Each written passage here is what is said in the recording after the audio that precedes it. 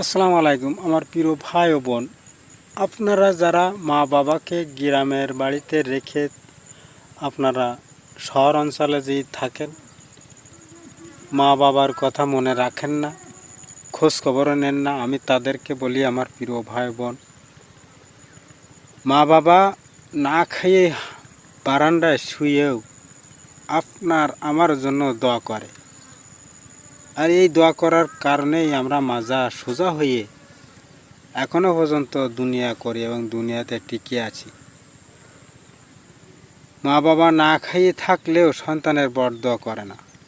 তাই আমি বলবো আমার প্রিয় ভাই বোন, একটু মা বাবার পিছনে সময় দিন, মা বাবাকে ভালোবাসুন, তাহলে আপনার সন্তানও আপনাকে খোঁজখবর নেবে এবং আপনাকেই ভালোবাসবে। কথাগুলো ভালো লাগলে লাইক কমেন্ট করে শেয়ার করে দিবেন, যাতে আমার প্রিয় বন্ধুরা সবাই দেখতে পায়।